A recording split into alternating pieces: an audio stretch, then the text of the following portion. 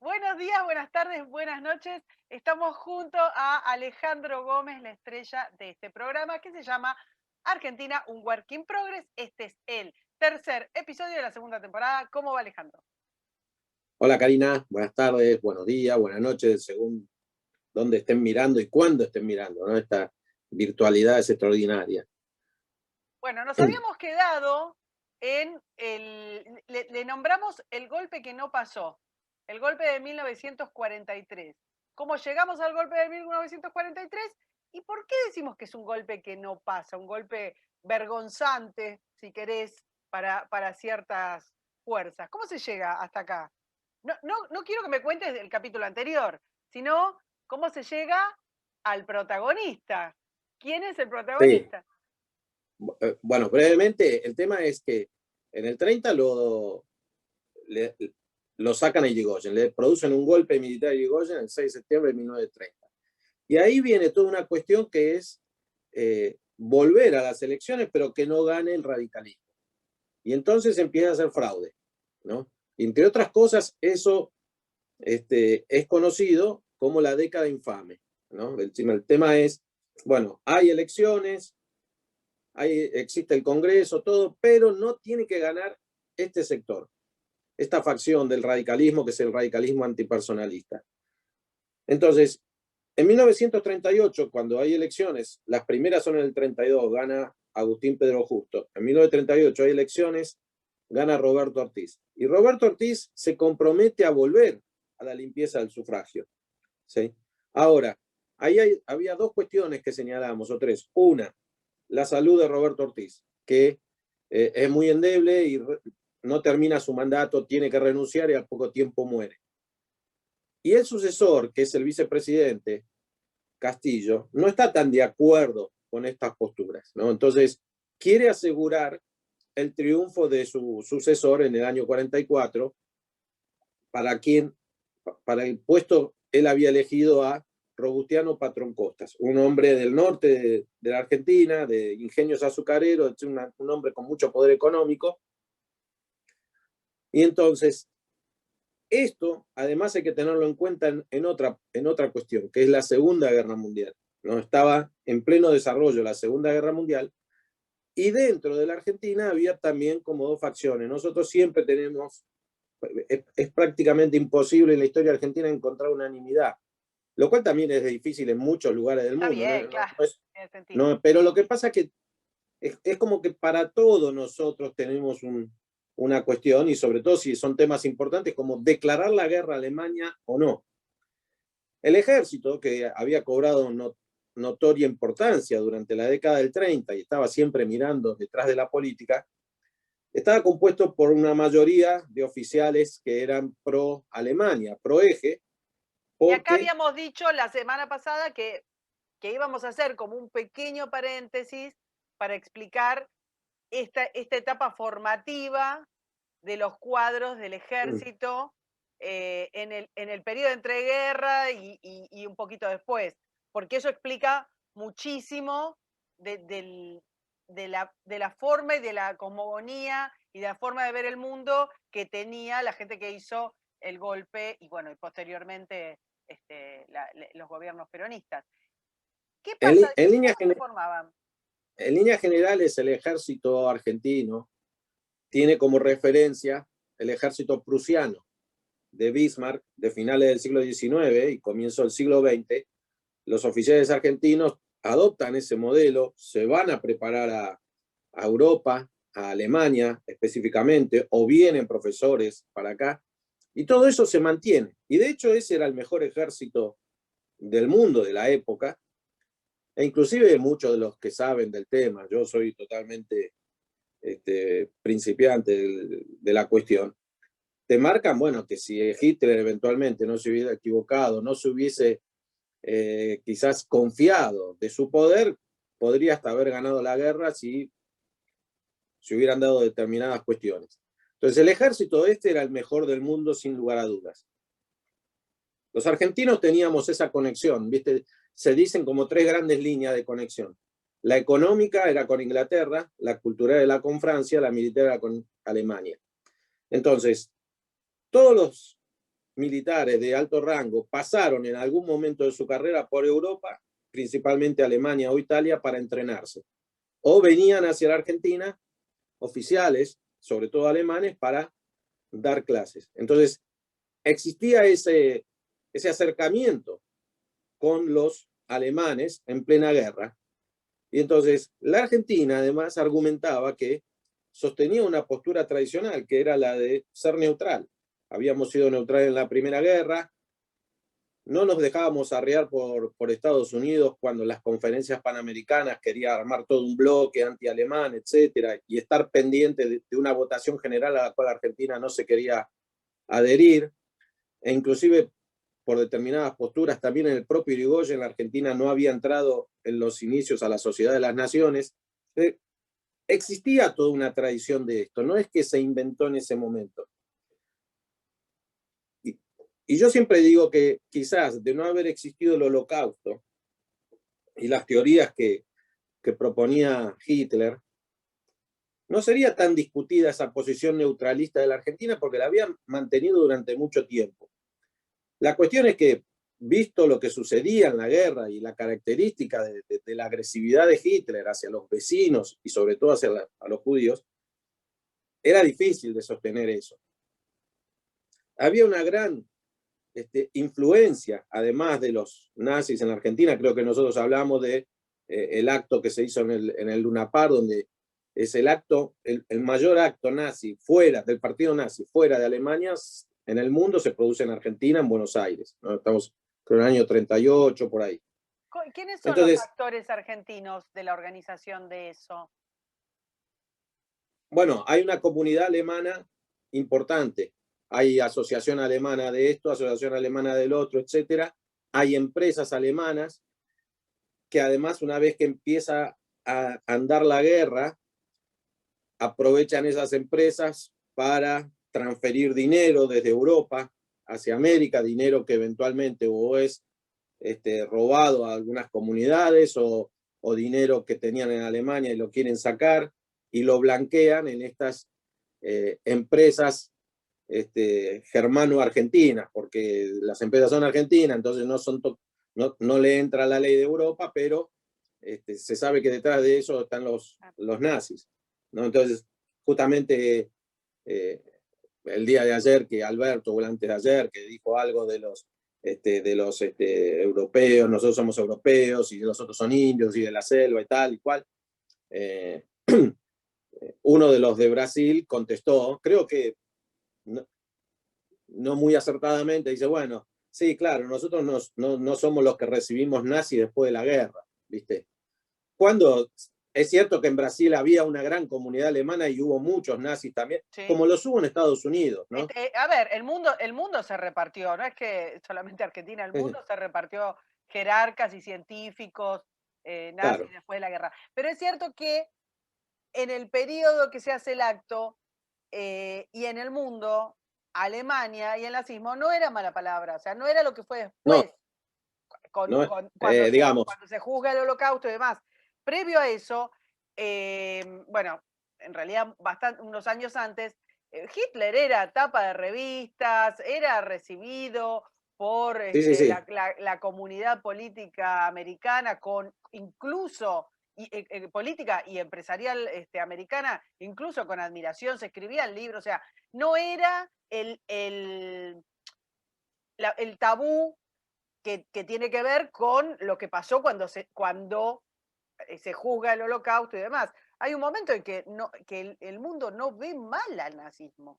Esa no, es la no locura. porque, Esa es la locura, Ale, de un montón que después se analizó con películas y con libros de cómo el mundo no vio este monstruo. claro, lo que pasa que el eje Berlín-Roma, lo que o sea, Hitler, Mussolini, lo que representaba para Occidente era una barrera al avance de Stalin, ¿sí? Entonces, bueno, que se lo banquen estos a Stalin, ¿sí? La amenaza comunista era la que realmente a la que tenía pavor Europa, ¿sí? Entonces, Más allá de claro, más allá de los pactos, por ejemplo, entre Hitler y Stalin. Porque el pacto secreto de Hitler y Stalin no se sabe. Y eso es, el pacto secreto es, no sé si 2 o 3 semanas antes de que él invada Polonia. Y es cuando estalla la guerra. O sea, eso no se sabe, ¿no? Era abiertamente anticomunista y el temor que había en Europa era el comunismo, no al nazismo. Y sí, lo que es interesante ver con perspectiva es que él ya había sacado las leyes de Nuremberg, que era esto en el año 35, contra los judíos y tal.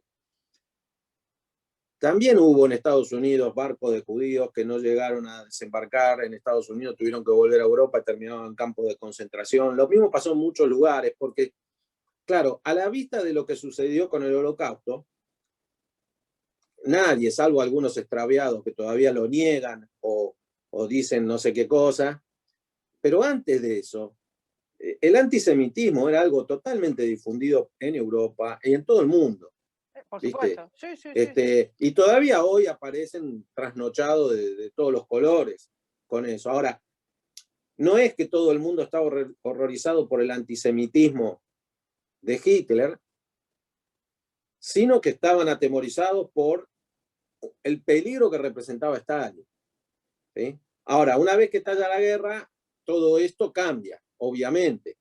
Y la Argentina, entonces, volvemos al punto, pero es importante para saber, bueno, de dónde, por qué se produce este golpe. Nos interesaba hablar esto porque tiene que ver con las etapas formativas de quienes después dieron el golpe.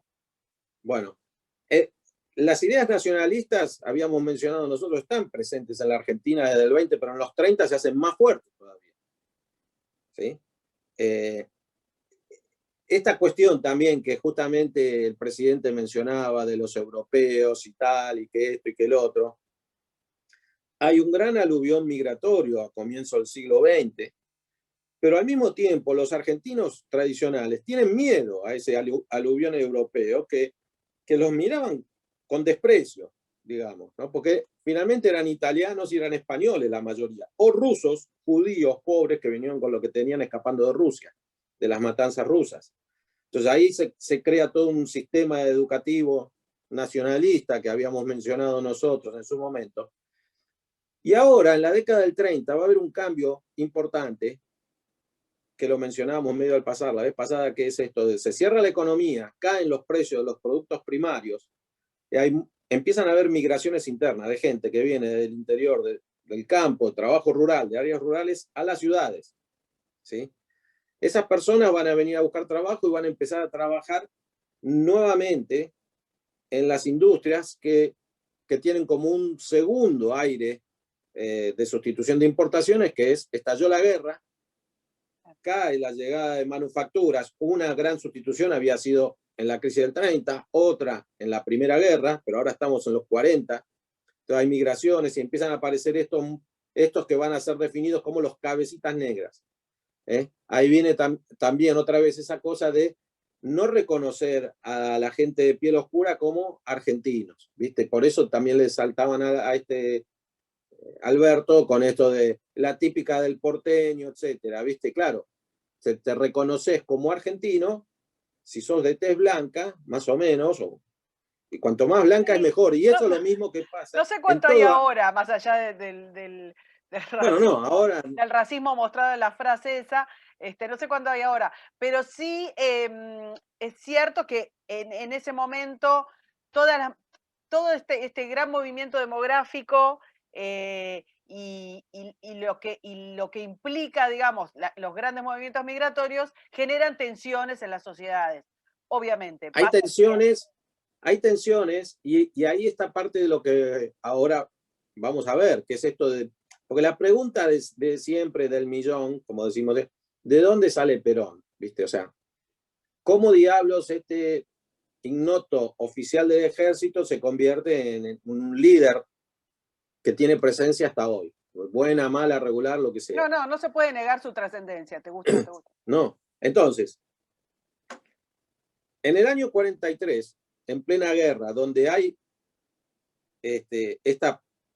se está empezando a barajar esta sucesión, Castillo lo nombra a Robustiano Patrón Costa, y Robustiano Patrón Costa y Castillo tienen una inclinación para el lado de Estados Unidos, o sea, lo que se llaman rupturistas, romper con el eje, declarar la guerra.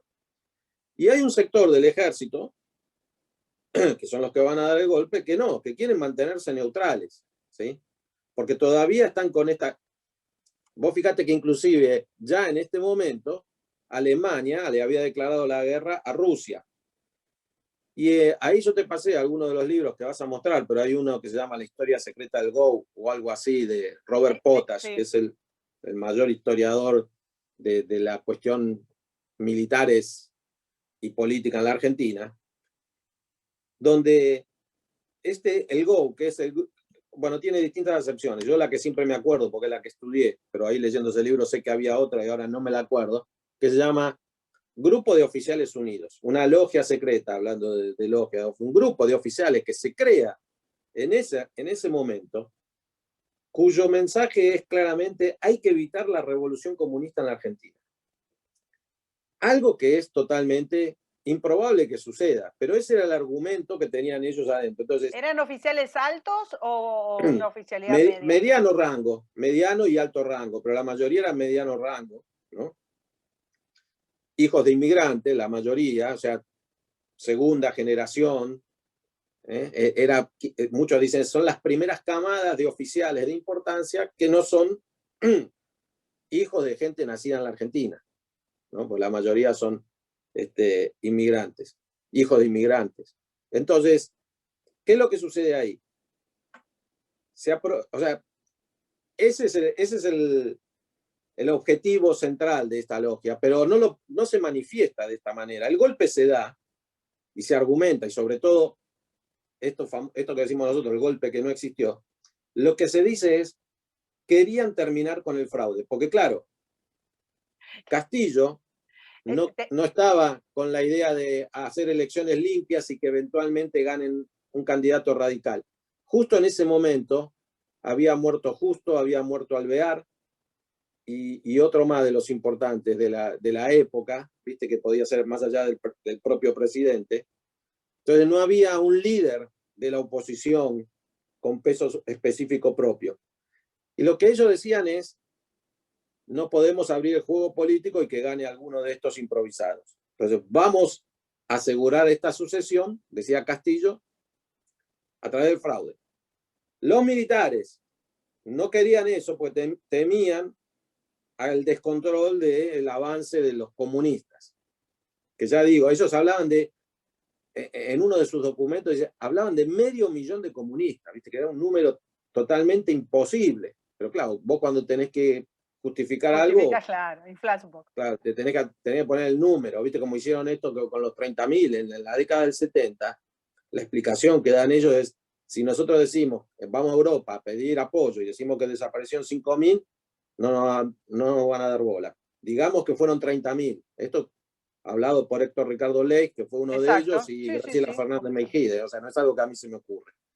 Hay un documental muy interesante. Es buenísimo. La película, el documental, esa charla que tienen ellos dos es extraordinaria. Lo recomendamos a todos aquellos que quieran saber la verdad de la cosa, contada por gente de adentro. No por dos que no tuvimos. Por los que inventaron el número. Estábamos diciendo que la excusa, entonces, del golpe del 43 es preservar la institucionalidad. O sea, dan un golpe para preservar la institucionalidad, bueno. Sí, para convocar elecciones limpias, ¿sí? Pero el tema que se discutía ahí fuertemente era mantener la neutralidad, ¿sí? Mantener la neutralidad y promover una revolución para defender los valores tradicionales de la Argentina, ¿viste? Y otra vez el tema de la patria, de la tierra, de la nación, etc. Es muy interesante leer yo ese libro lo leí hace muy poco, lo tenía ahí como están ahí atrás estos, que están ahí esperando a que lo saque, y te digo, lo tenía desde hace 20 años por lo menos, y un día en estas charlas que hace Emilio Campos, creo que hablaba con Wasserman, y el hombre citó el libro y dijo, digo, lo tengo que leer. Y lo leí y abrió la perspectiva mucho, porque ahí te das cuenta por qué hacen el golpe y qué están pensando. Y uno de los que está ahí dando vuelta es Perón. Que el otro día, leyendo este libro de los presidentes, vi que Perón estaba, porque Perón es del año 95, ¿no? Y a los jovencitos entra a estudiar de cadete, militar y tal. En la semana trágica, uno de los que está reprimiendo a orden de Irigoyen, de la que hablamos la otra vez, es Perón. ¿Sí? Ah, mira. En el golpe del 30, uno de los que está ahí motorizando, movilizándose, es Perón. Obviamente, no tenía el poder que va a tener después. O sea, él es un militar. Te mandan, obedeces y lo haces. Y si no estás de acuerdo, te tenés que ir, obviamente. Bueno, entonces, él está ahí, no es de los más importantes, pero, o sea, no es de los más altos rangos, pero es de los que está ahí dando vueltas. Entonces, el 4 de junio de 1943 se produce el golpe de Estado contra Castillo, ¿no? Entonces, esta pregunta o esto de ¿y por qué este golpe? ¿Viste? Hay golpes selectivos, obviamente. El golpe número 1 es el golpe del 76, por toda la tragedia que vino detrás de eso. Pero el argumento es que ellos dieron el golpe para terminar con un gobierno que había sido elegido de manera fraudulenta y para evitar que Todos los golpes ese tienen su fraude excusa, porque el continúe. golpe del 30 es por el excesivo personalismo y la falta de democracia del gobierno de Irigoyen. O sea, no hay golpe que no tenga su excusa. Lo que pasa es que la excusa del golpe del 43 está validada y las demás no.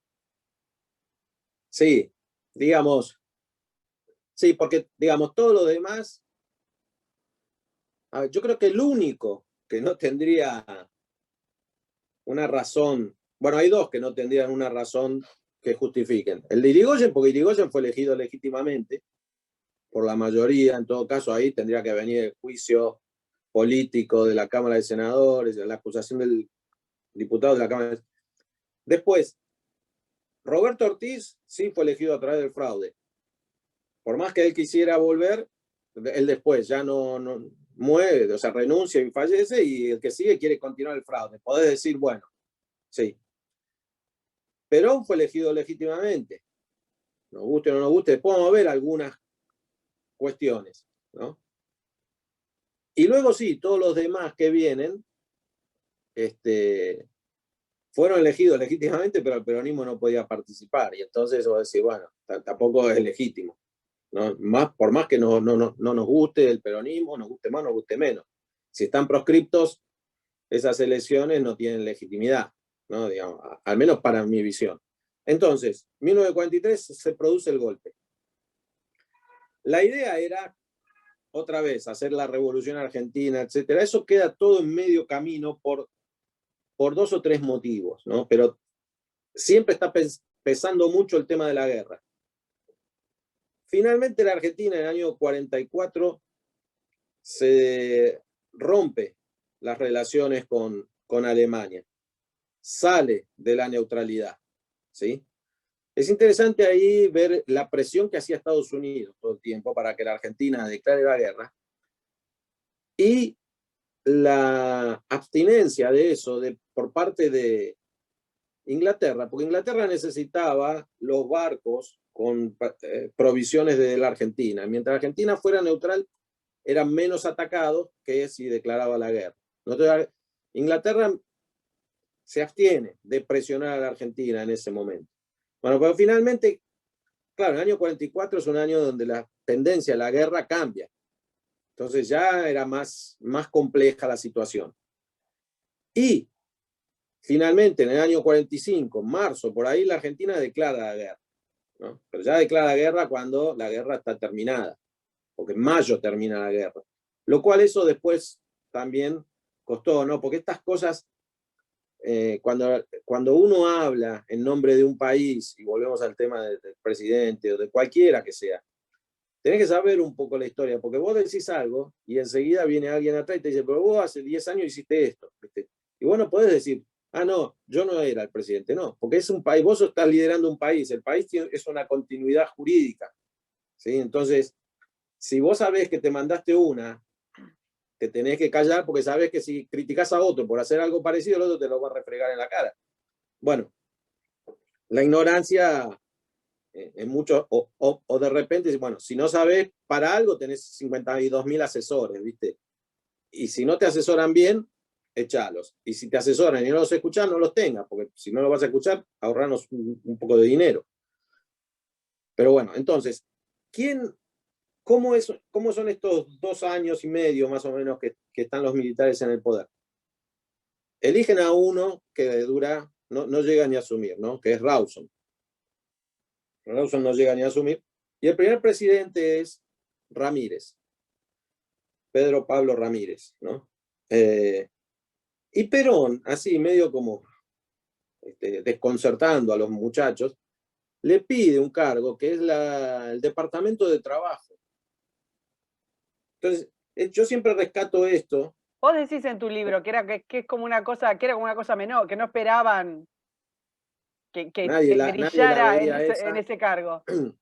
porque a mí me parece que uno de los puntos de partida del propio Perón, ¿no? Y siempre digo esto cuando doy las clases a los chicos, porque la gente muchas veces está obsesionada con el título, con el cargo, con lo que dice la tarjeta, con el puesto, socio gerente, socio fundador, no sé, jefe de no sé qué cosa, y resulta que estás ensobrando papeles para mandar a algún lugar, ¿viste? No, gerente de ensobramiento de cosas, ¿viste? Están obsesionados con... Perón va al Departamento de Trabajo, porque él había visto en Europa cómo era la organización que había desarrollado Mussolini. Perón estuvo un par de años en Europa en la década del 30, perfeccionándose como tantos militares. Algunos habían ido, ya te digo, en 1910 y otros en la década del 30, cuando le tocaba. Ahora, en el 30 él ve Europa con esta efervescencia. Ve a los españoles en una guerra civil, ve a Mussolini en el poder y ve a Hitler ascendiendo en el poder en Alemania. Y además ve otra cosa que es importante, que la clase trabajadora está cambiando en la Argentina. Estas migraciones internas, estos sindicatos que están creciendo, aparecen nuevos sindicatos. Entonces, desde el Departamento del Trabajo, él empieza a armar su política, ¿sí? Que al poco tiempo pasa a ser Secretaría de Trabajo y empieza a mediar, se crea los tribunales de justicia laboral. Cada vez que hay un problema, fallan a favor de los trabajadores, en detrimento de las empresas. Empieza con beneficios para los sindicatos que se ponen de mi lado, hay determinados beneficios, para los que son opositores, no, porque hay que tener en cuenta que había... ¿A vos te parece que era un plan de Perón o que le sale, o que se aviva o que, digamos, vos tenés la impresión de que la Secretaría de Trabajo era para él planificadamente una base sobre la que construir? De hecho lo hace, pero digo, ¿vos pensás que eso lo tenía de antes o le sale? No, yo creo que eso lo vio él en Europa y dijo, esto lo tengo que hacer, si lo voy a hacer, lo tengo que hacer por acá, ¿no? Porque él había visto cómo era la Carta del Laboro de Mussolini, él había visto cómo manejaba los sindicatos, etcétera. Y ¿Sí? la relación, y él empieza a forjar una relación con los sindicatos, de ahí en más, Eh, impresionante y eh, muy sólida. Él empieza a cooptar los sindicatos, los pequeños sindicatos, los grandes sindicatos no tanto, son los que más resisten, por 2 motivos o 3. Uno es o porque son comunistas o son socialistas, y no quieren saber nada con un gobierno militar pro-nazi, menos que menos. ¿Sí? Segundo, porque no quieren estar entregándose al poder del gobierno es siempre para ir a confrontar. Lo que hace él es empezar a dar beneficios importantes a los trabajadores, y en aquella época había varios sindicatos por rama. Entonces, si vos estabas en este sindicato, tenías, o sea, te daban un par de zapatillas o te daban un día más o tenías algún tipo de beneficio adicional por hora de trabajo, lo que fuere. Entonces la gente se empezaba a pasar a ese sindicato y ese sindicato empezaba obviamente a apoyar a Perón, ¿sí? los sindicatos más duros, los que estaban desde el comienzo del siglo, son los que más resisten y los más poderosos, los de los ferrocarriles, por ejemplo, ¿no? Entonces, pero industrias nuevas, los sectores nuevos, empiezan a estar más de su lado, lentamente. Entonces, él ahí empieza a ascender dentro del gobierno, empieza a tener una base que lo apoya, más allá que luego Ramírez, por este tema de me acerco a Alemania, me acerco a Estados Unidos, me acerco a Alemania, pierde apoyo dentro de la logia y es reemplazado por Farrell, y Farrell era un hombre mucho más cercano a Perón. Entonces, ahí Farrell, Edelmiro Farrell es presidente, creo que es en el año 44, Perón es vicepresidente, es ministro de guerra y es secretario de trabajo. Tiene los tres cargos al mismo tiempo. Y entramos en el año 45, ¿no? Argentina ya declaró la guerra y ya ese tema de vamos a, bueno, Alemania sí, Alemania no, ya deja de Sí, sí, estar claro, con el diario La Luna. pues la guerra ya se había volcado para ese lado y Perón, además, esta es otra de las grandes características de él, me parece una de las más salientes de todas, es, si yo digo blanco y mañana hay que decir, hay que hacer negro, hago negro y chao, porque esto es lo que hay, era un tipo pragmático, ¿no?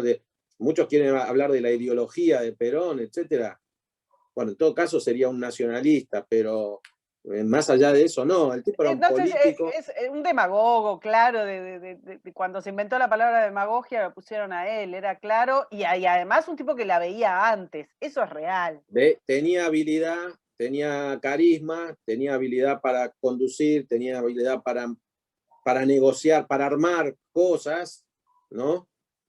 Vos fíjate que más allá de que a nosotros obviamente no es un personaje que nos cae simpático, a mí especialmente, pero yo no puedo dejar de reconocer cualidades extraordinarias en cuanto al manejo y al liderazgo, etcétera. Y sobre todo, por ejemplo, algunas que es, bueno, no quedar manchado, ¿viste? Su nombre, finalmente, vos podés decir, no me gustaba, mirá estas ideas económicas o había censura, etcétera. Pero no está su nombre no está manchado con sangre, por ejemplo. ¿Viste? Es un tipo que no, ¿viste? Se puede especular un montón de cosas sobre Bueno, a quién mandó a callar, quién apareció accidentado, etcétera, pero tiene un este, largo historial de acciones tiene esa gran complicadas. habilidad de no quedar como otros, ¿viste? Que son mucho más sanguinarios, ¿viste? No, no, Y bueno, que no tienen problemas, ¿no? Bueno, entonces, él llega a acumular tanto poder y había un tema, terminó la guerra y los propios camaradas ya le empiezan a desconfiar, ya ven, muchos de ellos están pensando, está haciendo todo para llegar al poder, ¿viste? O sea, esta revolución que nosotros hicimos para cambiar un sistema tal y cual, ahora él la está usando en su propio beneficio. Y al mismo tiempo que él construía apoyos y lealtades, también construía enemistades, ¿no? Porque había algunos sectores de la clase media que lo rechazaban. El campo va a tener un fuerte encontronazo con él todavía, y ese quizás es uno de los legados más perdurables del peronismo, ¿no? Lo escuchás al otro día al presidente diciendo, bueno, si hay tierras desocupadas, si hay gente que necesita tierra, ¿viste? Bueno, bueno, pero él tiene una serie de idas y vueltas con los sectores, con la iglesia, con el campo, mismo con la cultura, o sea, este pragmatismo que vos decís va y viene a lo largo de su historia y de sus sí, presidencias. Ahora, en esta todavía no presidencia, en este primer tramo donde él construye poder y, y se genera, digamos, se gana enemigos. Además del campo, dentro del gobo, dentro del gobierno, también le recelan. sí, hay militares que no están de acuerdo con su personalismo, con su protagonismo, con el poder que está adquiriendo dentro del poder, con su visibilidad. En el año 44, cuando se produce el terremoto de San Juan importante, él aparece en una par, ahí conoce a Eva Perón, empieza a haber toda una participación mucho más de cara al público de él que los militares no querían, no querían saber nada con eso. Y entonces, y vos mencionaste algo interesante de la iglesia que pasó, pero una de las cosas que hacen estos militares cuando dan el golpe en el año 43, una de las primeras medidas que toman es restablecer la obligatoriedad de la educación religiosa en las escuelas. ¿Sí?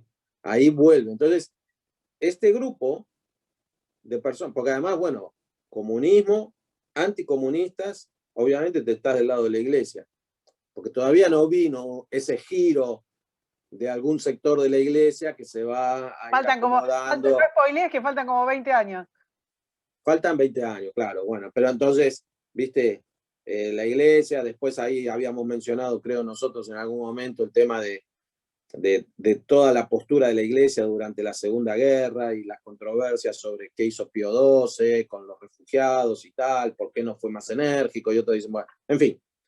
Entonces, la iglesia está de este lado y Perón en todo este momento está del lado de la iglesia, porque él era un nacionalista católico militar, ¿no? Es algo de lo que nunca renegó ahí sí podemos decir, nunca él cambió.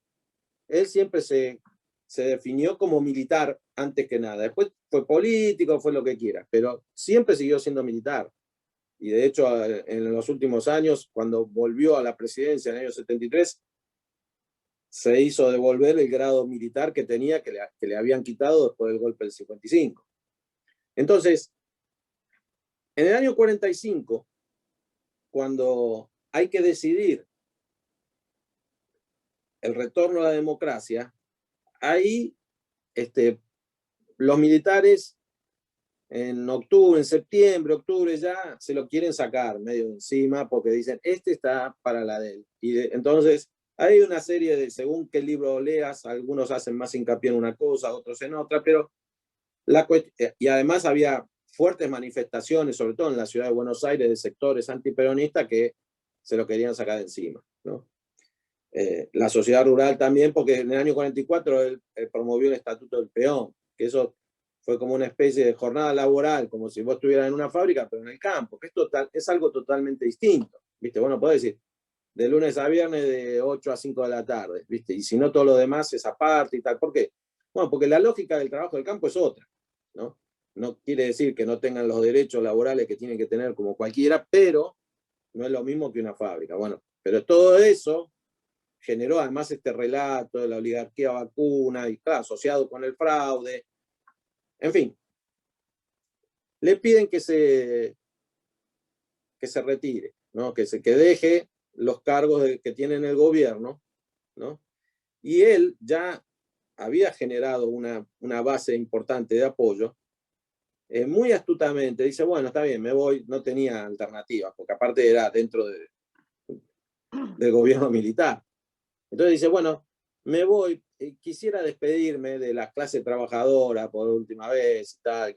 Entonces toma la red de radiodifusión y ahí señala todo lo que él creó, y que a partir de ahora, bueno, yo me voy, no sé si esto va a seguir. Y ahí genera una fuerte controversia. Él en ese momento, según lo escribe en cartas, etcétera, su idea era, bueno, ya está, acá, hasta acá llegué, esto se terminó. Y su idea era irse a la Patagonia, donde había vivido durante unos años con su familia, cuando era muy, muy joven, ahí en Chubut, por ahí, todavía eso era territorio nacional. Y quería irse, ¿no? ¿Qué hubiera pasado? No sabemos. Pero Pero ya, ¿te parece que eso es real a vista de que él ya había empezado con Eva a generar una especie de, no sé, como de mundo del espectáculo? Ya no era una cosa solamente de gestión demagógica, no sé, populista o nacionalista. Ya no solo lo del terremoto, ya Eva empezaba a ser un ícono. O sea, ¿te parece que él tenía intención con ese hambre de poder y de resplandor de retirarse? ¿O es este acting que me parece que siempre se cuenta que hace en el mensaje de radio cuando se va. Yo creo que sí, porque Eva crece mucho más una vez que él está en la presidencia, ¿no? Inclusive muchos de los que han participado en el famoso 17 de octubre, que es lo que da vuelta a esta cuestión que estamos mencionando, la mitología peronista la pone a ella como la promotora Sí, de sí, todo eso, sí. y cuando vos hablas con la gente que estuvo ahí, o lees lo que cuenta la gente que estuvo ahí, dice, no, ella no tuvo nada que ver en esto. Habrá movilizado a alguno, habrá hablado con alguien, pero nada No me más. quiero salir de la cronología. Él hace este mensaje, da este Él mensaje. hace este mensaje, se va a su casa, sigue habiendo inquietudes, porque por un lado están los que quieren que lo metan preso, por otro lado están los que quieren que los que lo apoyan, que se están movilizando, etcétera. Y entonces lo llevan por seguridad, dicen, a Martín García, ¿no? Por la seguridad, porque lo van a querer matar o qué sé yo. Y claro, los otros dicen, no, lo metieron preso. Y ahí empiezan a organizarse estas movilizaciones, estos intentos al menos de movilizaciones, ¿no? Que finalmente la CGT había declarado una huelga general para el 18 de octubre, pero finalmente los que se movilizan logran pasar, porque el punto era entrar en la ciudad, porque venían de las barriadas del sur, sobre todo la zona de La Plata y Avellaneda, donde estaban Ensenada. las fábricas. Yo te mandé la foto del libro de Mariano Plotkin que se llama El día que se inventó el peronismo, la construcción del 17 de octubre. Ahí está la respuesta. Este libro, él hace un análisis del tema y a mí me parece uno de los más recomendables. Entonces él presenta como esta visión que yo te estoy dando, pero obvio que lo da con mucho más detalle. Yo este libro lo leí hace mucho y ya mi memoria se va apagando. Pero entonces, él está en la isla Martín García, la gente está movilizándose, etcétera, lo mandan traer con la excusa para hacerle un chequeo y lo llevan al Hospital Militar Central. Y ahí la plaza está llena y la gente empieza a agitar y obviamente ahí ya están organizados, hay gente que está, y había una multitud, eso creo que no se puede negar. La plaza, no sé si había 100.000 personas o había 50.000, pero si vos te pones en la época, Claro, porque eso te iba aparte a viene, decir. te Tenés una dice, manifestación claro, viste, multitudinaria ¿no? además para los parámetros de la época, para la capacidad de transporte de la época y para la Tal capacidad de cual, comunicación de viste, la época. tal cual, no es, viste, no es el regreso de la democracia, que Alfonsín te metió 2 millones de personas en la 9 de julio y Lude 2 millones y medio, o 3, no sé. No es, estamos en 1945, la primera vez, después sí empieza eso, porque va a estar Claro. siendo alimentado por Perón, obviamente, porque es esa política, y vos fíjate que esto nos va a llevar a otra cuestión interesante, es esa política de movilización de masas que él vio en Europa. Y lo ves a Hitler. Claro, te iba a decir, de alguna manera comienza la historia de quién controla la calle, ¿no? El control de la calle, y quizás eso es el espaldarazo a todas las políticas, a todas las gestiones populistas o demagógicas, que tiene que ver con el quién controla o quién no controla la calle. Después de ese, por eso se llama el Día de la Lealtad, bueno, vuelve Perón, los muchachos no se quieren ir porque le dicen, ya está, ya volvió. No. Entonces va viste, Farrell y le dice, mira, anda. Ahí estaba diciendo un libro, dice, Farrell estaba en la casa y le iban a preguntar, el tipo no quería saber nada, le dice, bueno, que vaya y que le diga. Y lo cuenta Perón, hace poco salió un video donde está él diciendo, y ahí sí, yo te digo, bueno, hay que ver cómo habrá sido. Él te lo cuenta así y te dice, bueno, me dijeron que vaya y que los haga que se vayan a la casa, y ahí sí yo no le creo. Y yo no sabía qué decirle, ¿viste? Difícil que él no sepa qué decirle, pero bueno, la cuestión es que él salió, fue el primer encuentro con el pueblo y ahí viene el Día de la Lealtad, ¿viste? ¿Por qué el 17 de octubre es tan importante? Porque él vuelve gracias a la presión que hace la gente en la plaza, después discutimos cómo llegó, cómo no llegó a la plaza. Y entonces le dicen bueno, mirá, si vos querés ser candidato, si vos te querés dedicar a la política, dedicate, pero no te vamos a retornar ninguno de todos los cargos de los que te sacamos. Sí, está bien. Pero lo que él hizo fue poner a gente suya en cada uno de los cargos claves ahí. Y entonces, cada vez que se hacía algo, porque el gobierno continuó con esa política que él había tenido hacia los sindicatos, el que lo hacía se encargaba de dejar claro que esto era gracias a Perón, obviamente. Y ahí comenzó la campaña electoral. Las elecciones fueron en febrero del año 46, si no me equivoco, el 24 de febrero. Entonces estamos en noviembre, diciembre, ahí viene el aguinaldo generalizado, las vacaciones pagas generalizadas, ¿sí? Cosas que no existían, y gracias a Perón, ¿no? Y él busca un partido que en principio pensó que eran los radicales, él quería como retomar la senda de Irigoyen, y los radicales no quieren saber nada, porque dicen, nos come el partido en un segundo, y no tenían, una de las pocas veces que no habían estado equivocados en mucho tiempo. Y entonces él va por el Partido Laborista, y él es candidato del Partido Laborista, con algunos jóvenes radicales que estaban desencantados con el partido. Y por otro lado están los radicales con lo que se llamó la Unión Democrática, con Tamborini y Mosca de candidato. Él fue como vice Hortensio Quijano, ¿no? Perón Quijano contra Tamborini y Mosca. Y ahí había cosas interesantes. Por ejemplo, nunca se había dejado el estado de sitio que se había declarado con el golpe. Entonces las reuniones las tenía que autorizar el gobierno. Y en la ciudad de Buenos Aires la Policía Federal, por ejemplo. Entonces, a los radicales, cuando querían hacer una reunión para la campaña, se la ponían casi imposible.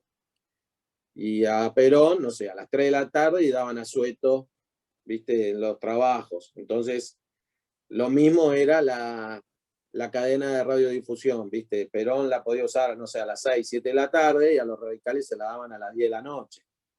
A las 10 de la noche estaba todo el mundo durmiendo, Sí, ¿no? no Y era la el prime vociferación time como ahora. no O sea era el que prime time, era la gente. Entonces, corrió, esas corrió son. con el aparato, por eso te digo que también es una cosa que hace un poco de ruido, corrió con la campaña con el aparato del Estado, con un aparato del Estado también, además coercitivo, que qué sé yo, habiendo sido sacado del Estado. Es un poco paradójico, Ale. El candidato oficial, no, él era el candidato oficial, estaba claro que él contaba con el apoyo del gobierno. Y entonces ahí entra en juego otro personaje interesante del que muchos habrán escuchado hablar, que era Braden. Sproul Braden era el embajador de Estados Unidos en Argentina hacía poco. Y él está convencido, como tantos otros, de que este gobierno militar argentino es un gobierno pro-nazi, ¿no? Y sobre todo después de la guerra, y bueno, y lo que vamos a ver luego en otras oportunidades. Pero entonces, en enero de 1946, él saca el famoso Libro Azul, famoso para los que hayamos estudiado o tengan tantos años para acordarse de eso. El Libro Azul, que en realidad es un informe del Departamento de Estado norteamericano de las actuaciones de los militares argentinos y de algunos políticos argentinos con los alemanes, desde la década del 30 hasta el día de la fecha, 1945. ¿Cómo se le Y ocurre a Braden hacer eso? Porque es un acto un poco de intervención en la política local. ¿Es popular? O sea, es un libro que la gente podía acceder normalmente, se enteran, es de elite. se hablaba del Libro Azul como que fue determinante, ¿no? El Libro Azul, entonces decía esto, lo asociaba a Perón, a Eva Perón, a los militares que los rodeaban, a empresarios argentinos que eran lavadores de dinero o testaferros de nazis, etcétera. Te tira los números. Entonces lanza ese libro en enero, ¿sí? Y entonces Perón magistralmente dice en un momento, ahora la campaña no es contra Tamborini y Mosca, ahora la campaña es, ahora las elecciones se tratan de elegir a Braden o Perón. Braden o Perón. Y además sacan para desmentir todo eso, el libro azul y blanco. Este era el libro azul. Ahí vos lo vas a poner en algún momento en el video, el libro azul, que yo te lo pasé. Y ahora entonces voy a la explicación de a ver cómo yo lo veo. Yo decía todo el tiempo, bueno, esto todo el mundo leyendo que Perón nazi, que esto, que lo otro, va. Resulta que hace como 10 años o un poco más, cuando di una clase sobre este tema, finalmente aparece un alumno. Los alumnos siempre vienen con alguna genialidad. Y me trae el libro azul. El tipo, ¿viste? Lo había comprado en, no sé, en Mercado Libre, en Amazon, no sé dónde. No sé si existía Mercado Libre todavía. Me dice, acá está el libro azul. Digo, uy, ¿me lo deja ver? No, te lo regalo, me dice. Bueno, yo estaba, ¿viste? Ese con una de mis mayores tesoros, ¿viste? Bueno, lo empecé a leer. Primero, el libro era una circulación entre embajadas o dependencias oficiales en América Latina. Está escrito en inglés, ¿viste? O sea, es un boletín con tapas azules, está todo escrito en inglés, eran unas 100 páginas, con mucho detalle, que más vale dejan muy mal parado a Perón y a los militares, pero al mismo tiempo tampoco dicen mucho de dónde sacan todo lo, ¿viste? O sea, hicieron esto, hicieron aquello, 300.000 para allá, 400.000 para acá, no sé qué, pero no te dan una fuente de nada, ¿viste? Son todas informes secretos que... Entonces, yo creo que el impacto eso en el votante habrá sido cero. Pero la genialidad de Perón fue decir, yo agarro esto y les digo, mirá, ahora no es contra estos radicales, es contra Estados Unidos, en un país que venía siendo anti-norteamericano desde Roca, porque nosotros tenemos problemas con Estados Unidos desde los inicios porque nos consideramos competencia de ellos. Entonces, siempre, no es que, viste, porque hay algunos de izquierda que se creen que son los que inventaron el anti-yanqui argentino. No, Argentina es anti-norteamericana desde siempre, por decirlo, ¿no? Entonces, yo creo que realmente la población que haya visto ese libro y eventualmente lo haya leído, porque después caes en otra, lo regalás en inglés. ¿Cuánta población de la Argentina en esa época No, leía inglés? marginal. Ahí se ve la genialidad de Perón, Entonces el de tipo la tomarlo y vio, de generar un monstruo, un enemigo claro, es decir, invasor, y el esto me suma, eslogan de Braden o Perón, que es un eslogan perfecto, perfecto, claro, una brillante. genialidad, una genialidad. Y entonces se hacen las elecciones en febrero del año 46 y gana Perón, pero por el estrecho margen. Es más, necesita votos del colegio electoral. No es que arrasa, no es que este, hasta algunos, digamos, no es una sorpresa por la visibilidad que él ya tenía, pero tampoco es como muchos se imaginan que todo el país se había convertido al peronismo, no. Esto él después Después sí. sí, claro. Ahí empieza a armar su poder, ¿no? Entonces él triunfa en el año 46 y a mediados de año asume la primera presidencia, ¿no? Con la constitución de 1853, ¿no? Y No quiero, entonces no quiero ahí adelantarme, hagamos en el próximo, porque si no se va a hacer muy largo, la él está reforma ahí. Hoy hablamos constitucional. 3 años más de historia, del 43 al 46. ¿Sí? Bueno, esta vez se nos fue porque el personaje valía la pena y porque yo tenía muchas preguntas para hacerte. Es un momento fundacional de Argentina, no digas, Ale, Sí, es sí, no, no. necesario, es necesario entenderlo, no solo por la figura de Perón, sino por cómo se termina articulando y organizando la institucionalidad argentina alrededor de la figura de Perón, hasta Tal hoy. cual. Imagínate si no tendría Hasta, sí, sí, importancia. sí. Así que bueno, 1.000.000 de gracias. Nos fuimos hoy un poco Muy del bien. tema, vamos a poner muchos libros y nos vemos la próxima. Beso. Hasta la próxima. Bye.